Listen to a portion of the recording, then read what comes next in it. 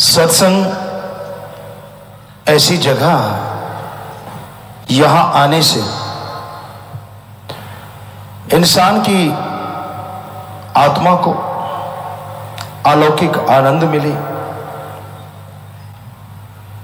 मन को रोकने के लिए यहां से राम नाम का हथियार मिले। सत्संग में आने से इंसान के गम दुख दर्द चिंताएं मिट जाया करती हैं और आत्मिक शक्ति मिलनी शुरू हो जाती है। जो जो गम दुख दर्द चिंताएं खत्म होती हैं, त्यों त्यों मालिक से प्यार बढ़ता है, खुशियां बढ़ती हैं, इंसान बेफिक्र होकर बेगमपुर का बादशाह बन जाता है। गमगीन इंसान को कुछ भी अच्छा नहीं लगता। इंसान के दिलो दिमाग में जब कोई दुख हो या जब कोई गम हो तो दुनिया रुखी रुखी सुन्नी सुन्नी लगने लगती है। पर वही इंसान को जब अंदर से खुशी आ जाए तो पतझड़ भी बहार की तरह नजर आने लगती है। तो सत्संग एक ऐसी जगह होती है, यहां आने से इंसान के तमाम सवालों का जवाब उसे जवाब मिलता है, उत्तर मिलता है और उसकी जिज्ञासा शांत हो जाती है। सत्संग में आओ, सुनो और अमल करो। सुनने से, अमल करने से जन्मों जन्मों के पाप कट जाते हैं।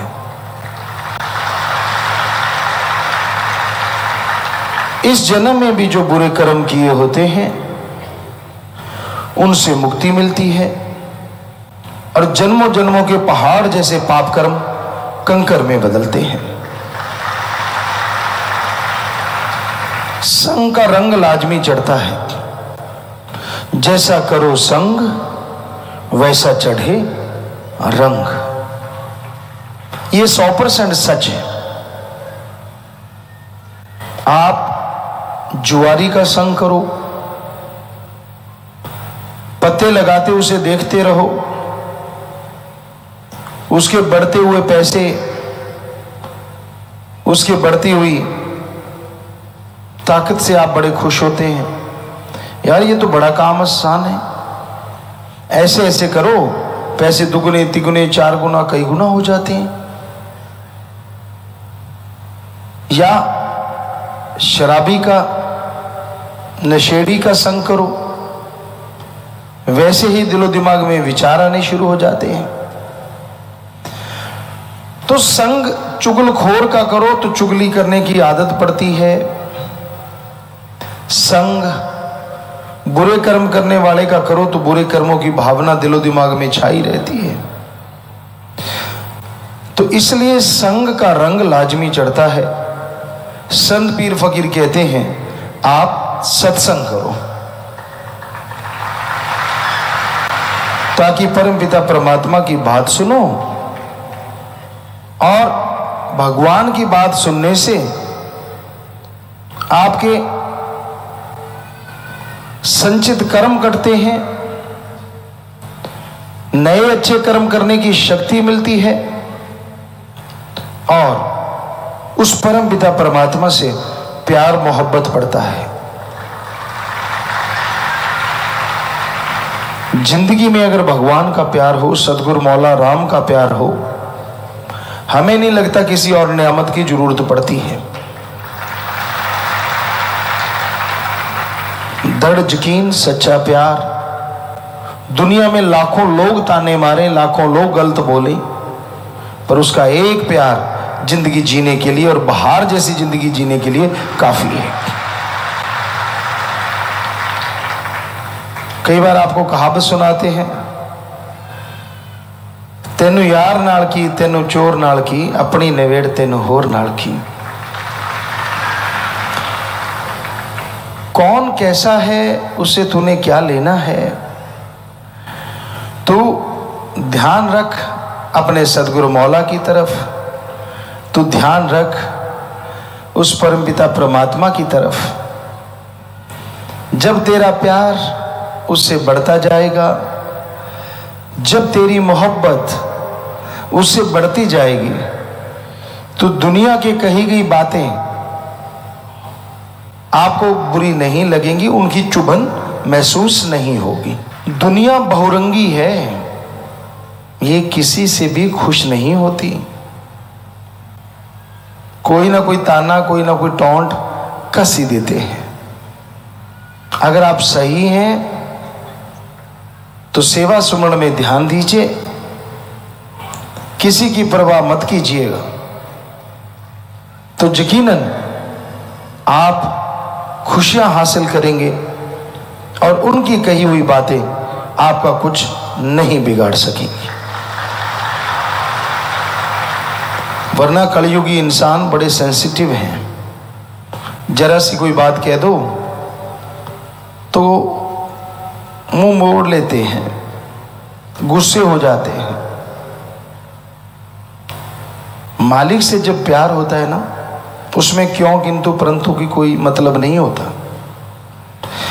जैसे वो रखता है, जिस हाल में रखता है, जो उसमें खुश रहते हैं उनकी हाल और चाल दोनों बदल जाती हैं। हाल बहुत अच्छे हो जाते हैं और चाल सदगुरु मौला की तरफ ही चलती है। आप पूछ तो लेते हो तेरा हाल चाल क्या है, खुद को पता नहीं होता मीनिंग्स क्या है। हाल अलग है, चाल अलग है। सो दोनों चीजें परफेक्ट हो जाती हैं जब आदमी सदगुरु मौला से प्यार करता है। पीर फकीर अगर थोड़ा डांट भी दें, पता नहीं उसमें क्या छुपा होता है। एक आदमी सेवा करता है, दिलो जान से सेवा करता है, पर क्या आप मानते हैं कि सारे उससे खुश हैं? पता नहीं कितने ईर्ष्या वाले बैठे होते हैं।